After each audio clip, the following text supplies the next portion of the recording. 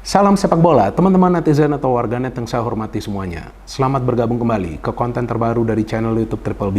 Dan di konten terbaru hari ini, saya ingin membahas tentang Timnas Indonesia Senior rasa Garuda Muda. Jadi bukan rasa Timnas Belanda ya, karena pemain-pemain yang turun bagi Timnas Indonesia di pertandingan lawan Vietnam lalu juga ada pemain-pemain yang bermain di liga domestik kita atau yang sebelumnya dihasilkan dari liga domestik kita. Contohnya Adi Satrio, sang penjaga gawang, ada Rizky Ridho yang bermain sebagai center back, ada Yakob Sayuri yang bermain di sektor sayap, ada Witan Sulaiman yang bermain di sektor sayap, ada Marcelino Ferdinand yang sebelumnya bermain bagi Persebaya Surabaya di Liga 1, dan di depan ada Hoki Caraka striker muda.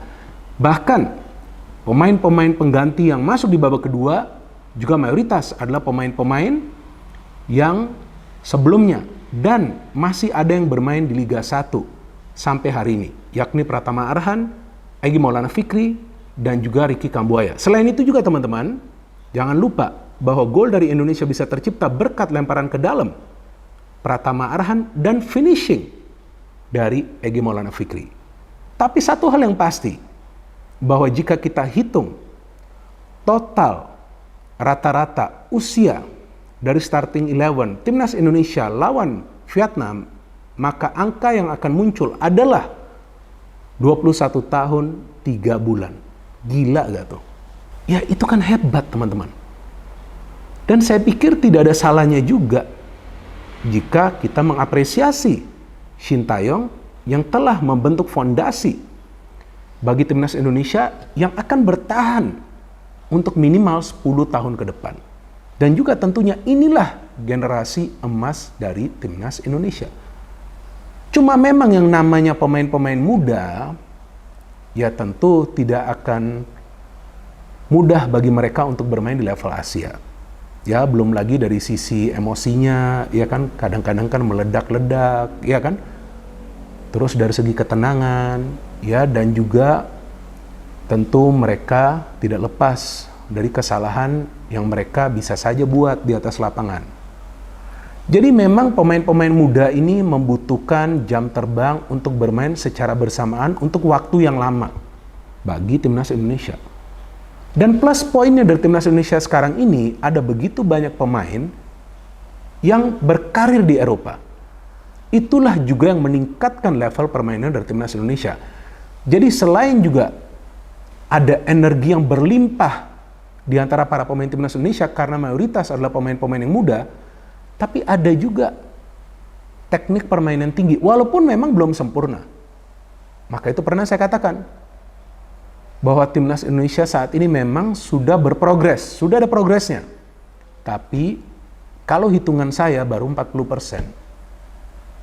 Jadi, progres ini akan butuh waktu untuk mencapai 90%. Ya, kalau 100% agak berat ya, karena ini kan pemain-pemainnya masih pemain-pemain muda ya. Mungkin kalau mau 100% tunggulah 5-6 tahun ke depan lagi. Tapi dalam 2-3 tahun ini bisa melewati 60% nih. Nah jadi kita lihat sekarang. Ya masa depan dari Timnas Indonesia ini bukan saja cerah, tapi sangat cerah. Sekarang tergantung juga dari para pemain. Mereka harus konsisten di atas lapangan dan tentunya harus kompak. Dan saya melihat di pertandingan lawan Vietnam lalu, ketika di babak kedua Shin Tae-yong memainkan beberapa pemain dari bangku cadangan, kemudian meminta para pemain bermain dengan high pressing, jangan nunggu di tengah, beda total loh permainan dari Timnas Indonesia. Dan kenapa mereka bisa lakukan itu? Karena usia mereka masih muda, mereka masih punya energi yang luar biasa, plus latihan fisik yang keras. Ya kan, menu latihan fisik yang keras dari Shin Tae-yong yang membuat mereka punya staying power, gak ada capeknya tuh, gak ada lelahnya, gak kelihatan lelah. Jadi ya disinilah sekarang kita melihat bahwa Indonesia tengah berkembang menjadi tim yang nanti akan bisa bersaing di level Asia. Kalau soal tembus ke level Asia kan sudah, ya kan? Yang senior sudah bermain di Piala Asia dan untuk pertama kalinya Timnas Indonesia U23 akan bermain di Piala Asia U23. Jadi disinilah kita melihat sekarang bahwa Timnas Indonesia punya prospek yang sangat baik. Tapi kan juga harus full tim. Nah bagusnya di pertandingan lawan Vietnam, ada pemain seperti Jay Idses yang sebetulnya baru pertama kali membela Timnas Indonesia dan usianya baru 23 tahun, tapi mainnya kan luar biasa. Jadi ini plus poinnya juga, kita punya pemain-pemain keturunan Indonesia yang bermain di Eropa. Iya dong, karena mereka punya ketenangan dan mereka tidak selalu goyang ketika ada adu fisik, ketika ada body charge. Mereka bisa menjaga keseimbangan badan mereka. Nah, itu yang juga perlu dilakukan oleh pemain-pemain muda kita yang bermain di Liga 1. Ya, dan walaupun kita semua tentu bingung dengan pilihan Sintayong menurunkan Hoki Caraka, tapi hebatnya Sintayong mengatakan bahwa dia menurunkan Hoki Caraka karena itulah bagian dari taktiknya. Dan juga dia menilai Hoki Caraka punya potensi untuk berkembang menjadi pemain yang lebih bagus lagi. Nah, ini kan hal-hal yang tidak bisa kita lihat. Artinya pelatih ini sangat percaya diri dengan pemain-pemain muda Indonesia yang juga bermain Liga Domestik, maka itu dia tidak menutup mata, tapi kan lagi-lagi kembali ke kontribusinya seperti apa. Maka itu ketika Hoki Caraka tidak bisa perform di babak pertama, langsung dia tarik keluar. Ya kan, yang masuk Egy Maulana Fikri. Nah, inilah pelatih yang profesional, tapi selain itu juga, dia tidak akan menutup pintu nanti bagi Hoki Caraka di pertandingan selanjutnya. Bisa juga nanti dia mainkan lagi. Mungkin nggak lawan Vietnam pada saat away, mungkin nanti ketika lawan Irak. Karena memang yang dia inginkan adalah lebih banyak pemain-pemain muda Indonesia bisa membela timnas Indonesia supaya timnas Indonesia tuh mainnya penuh energi. Nah, itulah yang kita lihat juga sebetulnya sekarang terjadi di beberapa klub di Liga Premier Inggris. Seperti Arsenal, seperti Liverpool, ya kan banyak pemain muda mereka yang diorbitkan ke tim senior mereka. Terus kita lihat permainannya seperti apa? Luar biasa kan?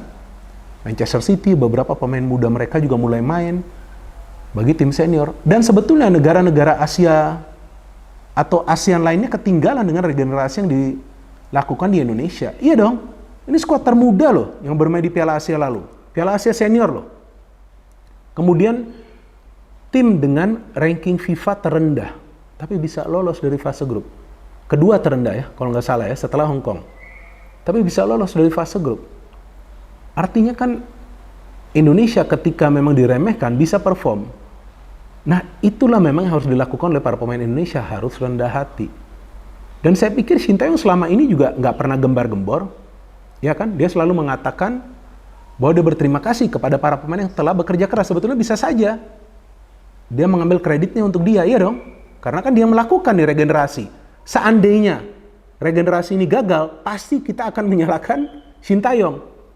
Iya dong, bisa menjadi bumerang loh bagi dia. Tapi ini pelatih yang memang punya feeling yang bagus dan juga visi yang luar biasa. Dia tahu bahwa Indonesia punya banyak pemain-pemain bertalenta yang usianya masih di bawah 23 tahun. Sehingga dia cepat orbitkan pemain-pemain tersebut yang sebetulnya pada saat itu usianya masih di bawah 21 tahun. Langsung ke timnas senior. Maka itu sekarang setelah beberapa tahun kelihatan permainannya mulai membaik. Tapi sangat penting juga untuk mencari pemain-pemain lain yang usianya masih di bawah 21 tahun dari kompetisi domestik kita dan juga dari liga-liga di luar negeri. Ya, artinya kalau liga-liga di luar negeri tentu kemungkinan adalah pemain keturunan Indonesia. Menurut saya gak ada masalah. Dan kalau bisa pemain-pemain yang bermain di Liga Eropa itu ya nanti bisa bermain bagi timnas Indonesia U20 yang juga punya target. Kalau nggak salah untuk lolos ke Piala Dunia ya. Nah, jadi perlu ini pemain-pemain keturunan Indonesia yang tentunya mereka punya darah Indonesia dan mereka punya niat untuk membela timnas Indonesia. Jadi bukan untuk mencari popularitas, enggak, sama sekali enggak. Lihat di atas lapangan mereka bersatu, semuanya bersatu, bermain untuk skuad timnas Indonesia, untuk bisa mempersembahkan kemenangan bagi timnas Indonesia. Dan jika atau seandainya di pertandingan lawan Vietnam lalu yang turun bukanlah mayoritas pemain-pemain muda, menurut saya Indonesia akan gagal meraih kemenangan. Kenapa? Karena Vietnam mainnya ekstra agresif. Sedikit-sedikit tangannya gerak, sedikit-sedikit kakinya tinggi. Capek loh itu. Gak gampang loh meladeni permainan keras seperti itu. Tapi para pemain kita mampu. Walaupun ada 1-2 pemain yang terpancing ya emosinya, seperti Justin Hubner, Ivar Jenner. Nah, mereka harus lebih cool, harus lebih tenang. Rizky Ridho bahkan diberikan ban kapten. Artinya Sintayong ini memang adalah pelatih yang profesional yang melihat kemampuan dari pemain, nggak melihat pemain ini main di luar negeri atau enggak, atau pemain ini bermain di Liga 1 atau enggak. Yang penting dilihat performanya seperti apa, bisa berkontribusi atau enggak, dan tentunya yang disiplin, yang enggak banyak gaya di atas lapangan. Egy saja bisa mencetak gol, hampir mencetak gol lagi dia kan. Pratama Arhan ketika masuk, lihat dia memberikan impact yang luar biasa.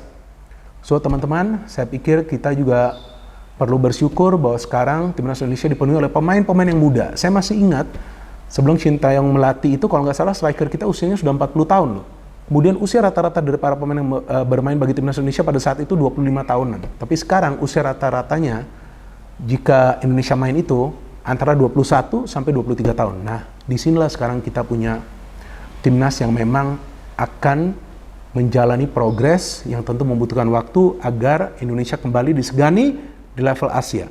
Ya, kalau untuk AFF, ya itu mungkin untuk memberikan jam terbang saja nanti kepada pemain-pemain muda ya. Tapi di Asia, level Asia, pemain-pemain ini harus turun. Ya saya berharap nanti pemain-pemain ini akan turun juga bagi Timnas Indonesia U23 di Piala Asia U23.